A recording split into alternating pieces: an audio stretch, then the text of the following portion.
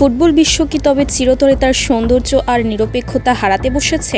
2026 FIFA বিশ্বকাপ কি তবে ফেয়ার প্লের বদলে রেফারিদের দুর্নীতির এক কালো অধ্যায় হিসেবেই ইতিহাসের পাতায় লেখা থাকবে? শেষ 16র লড়াইয়ে আর্জেন্টিনার বিপক্ষে মিশরের সাথে হওয়া সেই নগ্ন পক্ষপাতিত্বের রেশ কাটতে না কাটতেই এবার কোয়ার্টার ফাইনালে এসে ঠিক একই ঘটনার শিকার হলো আরেক মুসলিম দেশ মরক্কো। শক্তিশালী ফ্রান্সের বিপক্ষে মাঠের লড়াইয়ে বুক চিতিয়ে লড়লেও দিন শেষে মরক্কোকে হার মানতে হলো রেফারির এক জঘন্য দুর্নীতির কাছে। স্পষ্ট হ্যান্ডবল থাকার পরও রেফারির বাঁশি নিশ্চুপ থাকায় ফ্রান্স পেয়ে যায় অন্যায্য সুবিধা, আর সেই অবিচারেই বিশ্বকাপ থেকে বিদায় নিতে হলো মরক্কোকে। ম্যাচ শেষে এই চরম অবিচার আর মেনে নিতে পারেননি মরক্কোর অধিনায়ক এবং বিশ্বমানের ডিফেন্ডার আশরাফ হাকিমি। রেফারির এমন নির্লজ্জ কর্মকাণ্ডের প্রতিবাদ জানাতে গিয়ে আক্ষরিক অর্থেই অঝরে কেঁদে ফেলেন তিনি। চোখের পানি মুছতে মুছতে হাকিমি আজ এমন কিছু বিস্ফোরক কথা বলেছেন যা খোদ ফিফার সদর দপ্তরকে কাঁপিয়ে দেওয়ার জন্য যথেষ্ট।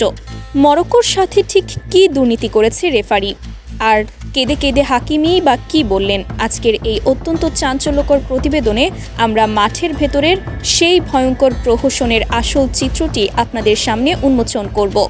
ঘটনার শুরুটা হয়েছিল অত্যন্ত রোমাঞ্চকর এক লড়াইয়ের মধ্য দিয়ে। সেমিফাইনালে ওঠার এই মহারণে মুখোমুখি হয় এমবাপ্পের ফ্রান্স এবং হাকিমির মরক্কো।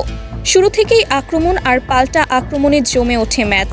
তবে বল দখলে নিজেদের একচেটিয়া আধিপত্য ধরে রেখেছিল ফরাসিরা। পুরো ম্যাচে প্রায় 70% বল ছিল ফ্রান্সের পায়ে, আর মাত্র 30% বল নিয়ে লড়ছিল মরক্কো।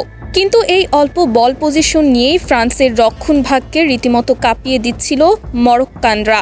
ম্যাচের বয়স যখন 25 মিনিট, তখনই ঘটে প্রথম নাটকীয়তা। ফরাসি সুপারস্টার কিলিয়ান এমবাপ্পে ঠিক যেন এক ক্ষিপ্র চিতা বাঘের মতো বল টেনে নিয়ে মরক্কোর ডি বক্সের দিকে ছুটে যাচ্ছিলেন। গোলে যখন তিনি শট দিতে যাবেন, ঠিক তখনই মরক্কোর এক ফুটবলার তাকে অবৈধভাবে বাধা প্রদান করেন। ফাউলের জন্য জোরালো আবেদন করতে থাকে ফ্রান্স, অন্যদিকে নিজেদের নির্দোষ দাবি করে মরক্কো। এক পর্যায়ে মাঠের রেফারি ছুটে যান VAR মনিটরের দিকে। VAR-এ দেখা যায় এমবাপ্পেকে সত্যিই অবৈধভাবে বাধা দেওয়া হয়েছিল, ফলে রেফারি পেনাল্টির বাঁশি বাজান। পেনাল্টি কিক নিতে আসেন স্বয়ং কিলিয়ান এমবাপ্পে। এই বিশ্বকাপে বড় তারকাদের পেনাল্টি মিস যেন এক নিয়মিত নিয়তিতে পরিণত হয়েছে। শেষ 16তে আমরা দেখেছি ব্রাজিলের পেনাল্টি মিস, দেখেছি মিশরের বিপক্ষে স্বয়ং লিওনেল মেসির পেনাল্টি মিস করে দলকে খাদের কিনারায় ঠেলে দেওয়া, আর এবার সেই অঘটনের শিকার হলেন এমবাপ্পেও। মেসির মতো ডান সাইড থেকে অত্যন্ত বুদ্ধিমত্তার সাথে গোল করার চেষ্টা করেছিলেন তিনি, কিন্তু মরক্কোর গোলরক্ষক যেন ঠিক সেই মুহূর্তে এক অতি মানবিক দেয়াল বা আল্লাহর দূত হয়ে ধরা দিলেন। বাজপাখির মতো বাদিকে ঝাঁপিয়ে পড়ে এমবাপ্পের সেই বুলেট গতির শট রুখে দেন তিনি। এমন অবিশ্বাস্য সেভ দেখে পুরো স্টেডিয়াম স্তব্ধ হয়ে যায়। পেনাল্টি মিস করে এমবাপ্পের হতাশার মাত্রা এতটাই বেড়ে যায় যে তিনি নিজেকে নিজেই যেন গালাগাল দিচ্ছিলেন।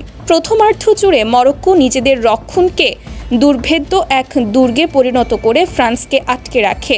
ফ্রান্সের ভুলে ভরা প্রথমার্ধ শেষে গোলশূন্য ড্র নিয়েই বিরতিতে যায় দুই দল। কিন্তু আসল প্রহসন আর দুর্নীতির চিত্রনাট্য লেখা হয় দ্বিতীয়ার্ধে। বিরতির পর খোলস ছেড়ে বেরিয়ে আসে ফ্রান্স।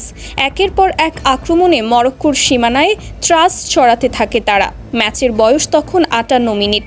মাঝমাঠ থেকে বল টেনে নিয়ে অবিশ্বাস্য এক দৌড় শুরু করেন এমবাপ্পে।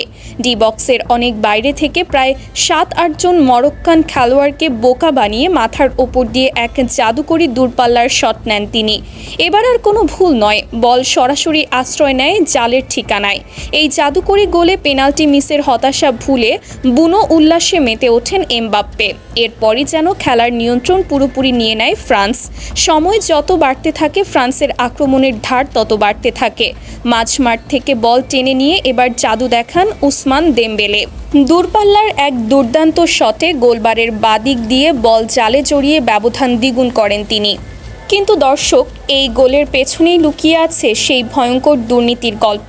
দেমবেলের এই গোলটি গড়ে ওঠার ঠিক আগ মুহূর্তেই ফ্রান্সের একজন খেলোয়াড়ের হাতে অত্যন্ত স্পষ্টভাবে বল লেগেছিল। ফুটবলের বেসিক নিয়ম অনুযায়ী এটি নিশ্চিত হ্যান্ডবল এবং সেখান থেকেই খেলা থেমে যাওয়ার কথা। মরক্কোর খেলোয়াড়রা সাথে সাথে রেফারির কাছে হ্যান্ডবলের তীব্র আবেদন জানান, কিন্তু আশ্চর্যের বিষয় হলো রেফারি সেই হ্যান্ডবল সম্পূর্ণ এড়িয়ে যান। তিনি DAR চেক করারও ন্যূনতম প্রয়োজন বোধ করেননি, অথচ প্রথমার্ধে ফ্রান্সের সামান্য ফাউলের আবেদনেই তিনি VAR চেক করে পেনাল্টি দিয়েছিলেন। একদিকে ফ্রান্সের বেলায় অনুবীক্ষণ যন্ত্র দিয়ে ফাউল খোঁজা, আর অন্যদিকে মরক্কোর নিশ্চিত হ্যান্ডবল দেখেও না দেখার ভান করা। রেফারির এই নগ্ন পক্ষপাতিত্বে মরক্কোর কফিনে শেষ পেরেকটি ঠুকে দেওয়া হয়। আর মাঠের ভেতরের এই নির্লজ্জ দুর্নীতি কোনোভাবেই মেনে নিতে পারেননি মরক্কোর প্রাণভোমরা আশরাফ হাকিমি। ম্যাচ শেষে যখন ফ্রান্স সেমিফাইনালের উল্লাসে মাতোয়ারা, তখন মাঠের এক কোণে বসে অঝরে কাঁদছিলেন হাকিমি। যে এমবাপ্পে তার PSGর সতীর্থ এবং প্রাণের বন্ধু, আজ তার দলের কাছে হারার চেয়েও রেফারির অবিচার তাকে বেশি কুরে কুরে খাচ্ছিল। মিক্সড জোনে এসে গণমাধ্যমের সামনে অশ্রুসিক্ত নয়নে হাকিমি ফেটে পড়েন ক্ষোভে। তিনি বলেন, আজ আমরা ফ্রান্সের কাছে হারিনি, আমরা হেরেছি মাঠের রেফারির নোংরা দুর্নীতির কাছে। এমবাপ্পে বা দেমবেলে অসাধারণ ফুটবলার, তাদের প্রতি আমার সম্মান আছে, কিন্তু আমাদের সাথে আজ যা হলো তা কোনোভাবেই ফুটবল হতে পারে না। স্পষ্ট হ্যান্ডবল হওয়ার পরও রেফারি যখন চোখ বন্ধ করে রাখেন, তখন আমাদের মতো দেশগুলোর আর কী বা করার থাকে। মিশরের সাথে যা করা হলো, আজ আমাদের সাথেও ঠিক তাই করা হলো। ফিফা হয়তো চায় না আফ্রিকা বা মুসলিম বিশ্বের কোনো দেশ বিশ্বকাপের সেমিফাইনাল বা ফাইনালে খেলুক। ইউরোপ বা লাতিন আমেরিকার বড় দলগুলোকে জেতানোর জন্য রেফারিরা যে চিত্রনাট্য তৈরি করে রেখেছে, তার বলি হচ্ছি আমরা। হাকিমের এই বুকফাটা আর্তনাদ আজ পুরো ফুটবল বিশ্বের বিবেককে প্রশ্নবিদ্ধ করেছে। মিশরের পর এবার মরক্কোর সাথে হওয়া এই অবিচার প্রমাণ করে ফুটবলের মাঠে এখন আর সমতা নেই। এখানে অর্থের ঝনঝনানি আর বড় দলগুলোর বাণিজ্যিক ভ্যালুই শেষ কথা বলে। একটি দেশের খেলোয়াড়ের বছরের পর বছর করা রক্ত পানি করা পরিশ্রম আজ রেফারির একটি বাঁশিতে ধুলোয় মিশে গেল। দর্শক, আপনাদের কাছে কি মনে হয়, মিশরের পর মরক্কোর সাথে রেফারির এই প্রকাশ্য হ্যান্ডবল না দেওয়ার দুর্নীতিকে আপনারা কিভাবে দেখছেন? ফিফা কি সত্যিই বড় দলগুলোকে সুবিধা দিতে ছোট দলগুলোর সঙ্গে এমন নোংরা রাজনীতি করছে? ম্যাচ শেষে আশরাফ হাকিমের এই বুকফাটা কান্না আর বিস্ফোরক মন্তব্য আপনার হৃদয়কে কতটা ছুঁয়ে গেছে? আপনাদের অত্যন্ত সুচিন্তিত, তীক্ষ্ণ এবং বিশ্লেষণমূলক মন্তব্যটি অবশ্যই নিচে কমেন্ট করে লিখে জানাবেন। ভিডিওটি ভালো লাগলে একটি লাইক দিন এবং আন্তর্জাতিক ফুটবলের এমন সব চাঞ্চল্যকর বিশ্লেষণ ও পর্দার পেছনের খবর সবার আগে পেতে চ্যানেলটিতে সাবস্ক্রাইব করে পাশে থাকা বেল আইকনটি বাজিয়ে রাখুন। সত্যের পক্ষে থাকুন, ন্যায়ের সাথে থাকুন। ধন্যবাদ সবাইকে।